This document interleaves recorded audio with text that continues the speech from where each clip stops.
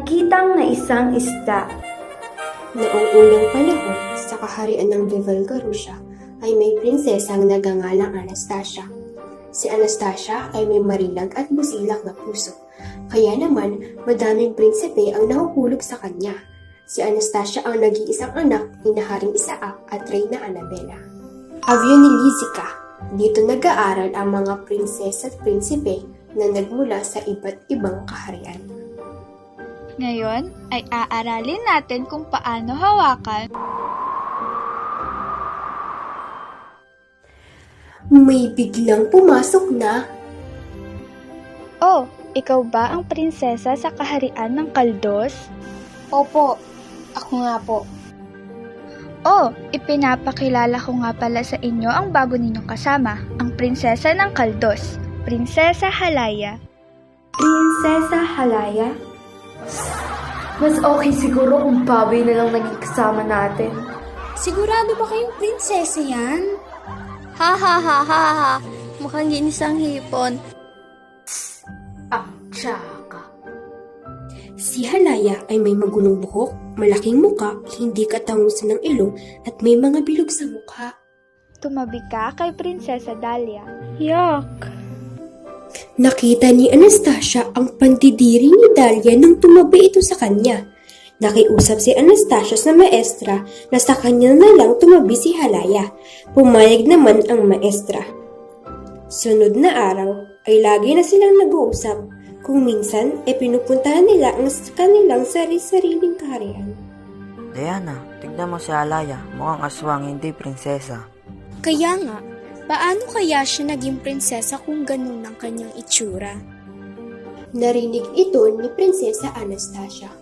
Wala sa itsura ang kagandahan, kundi sa puso at kaluluwa. Kayo nga ay may kagandahan at kagwapuhan, ngunit wala namang magandang pag-uugali. Tugon ito ni Prinsesa Anastasia sa dalawang nanlalait kay Prinsesa Halaya. Isang araw, habang nag-uusap sina Prinsesa Halaya at Prinsesa Anastasia, May naisip ka na bang prinsipe kung dumating man ang panahon na... O Halaya, hindi ko muna iniisip yan. Ikaw ba? sa hindi inaasahan, Si prinsipe may biglang lalaki na dumating.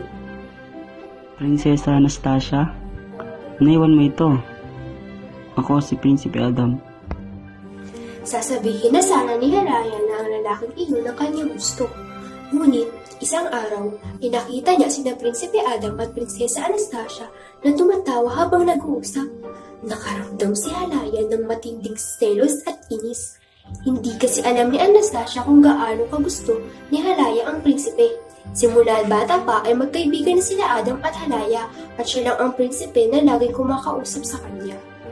Isang araw, habang nasa kaharian ng Kaldos si Halaya, habang siya ay nagsasalamin, ay may nakita siyang babae.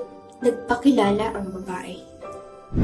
Kahit anong hilingin mo ay aking tutuparin, ngunit 3 kahilingan lamang. Agad na humiling ang prinsesa at gaya ng kanyang unang hiling ay pinaganda niya ito. Kaya naman, pagpasok ng Prinsesa Halaya sa Avyonilisica, laglag lahat ng pangalang mga prinsesa. Ngumiti sa kanya si Anastasia, ngunit nilagpasan niya lang ito. Nagpakita siya kay Prinsipe Adam. Napansin ni Adam ang pagbabago sa kanya, ngunit ang hanap niya pa rin ay si Anastasia. Pagka-uwi ni Halaya, ginawa niya ang kanyang pangalawang hiling. Ang kanyang pangalawang hiling ay papangilin si Anastasia. Inisip niya na kung hindi pa rin siya magugustuhan ni Adam, baka iwan niya si Anastasia kapag pumangit ito. Lahat ng prinsesa ay nagulat sa kanya, ngunit nakita niya pa rin silang dalawa na magkasama, si Adam at Anastasia. Ang huling hiling ni Halaya ay isumpa si Anastasia. Tinanong siya ng babae sa salamin kung itutuloy niya ba ito. Pumayag naman si Halaya. Ginawa niya itong napakapangit na isda. Ganun ang nangyari sa susunod na araw. May bali-balita na nawawala ang prinsesa at may bagong hayop na nadiskubre sa dagat. Naku! Asa na ba ang Prinsesa Anastasia ko? Miss ko na ang ating pinakamamahal na prinsesa. Ang balita ko na wala ang prinsesa ng Vivalgarusha. Bagong hayop ang nadiskubre sa dagat. Napaka-misteryosong pangyayari. Biglang bumalik sa isip ni Halaya ang alaala nila ni Prinsesa Anastasia.